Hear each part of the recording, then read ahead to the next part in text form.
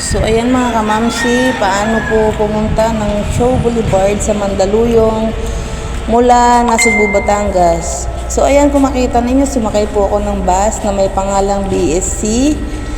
Makikita po ninyo siya doon sa harap ng plaza sa Nasugbu, katabi po ng Jollibee at Mang Inasal. So tingnan nyo lang po, may naka-signboard doon papuntang Pasay. So, doon muna tayo, papunta muna tayo ng Pasay bago tayo pumunta ng Show Boulevard.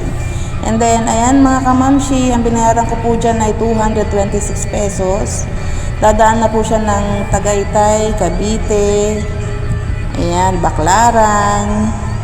So, hanggang doon sa kanilang terminal na nasa Pasay.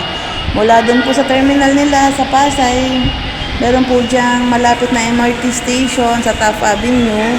May hagdanan po dyan katabi ng McDonald's. So, akyat lang po kayo dyan para makasakay po kayo ng MRT station. Papunta naman po ng Show Boulevard. At syempre po, pagdating ng MRT station, hanapin nyo lang po yung counter na may nakalagay na Show Boulevard. Kasi yung aking destination, kaya yun po yung aking hinahanap.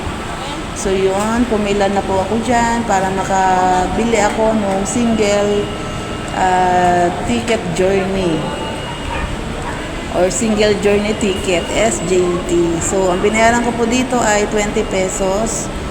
Hanggang ano na po siya, hanggang Show Boulevard. Kaya kung ito total ninyo, kayo po ay gagastos ng 246 hanggang Show Boulevard.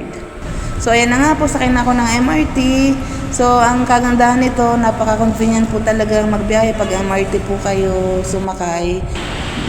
Lamig pa ng tren nila, less na rin po sa traffic. So ayan, pagdating na Show Boulevard Station, nakalagay po dyan, insert nyo po yung SJT nyo doon sa papasukan, sa susuotan. Insert nyo lang po para naman po makalabas po kayo.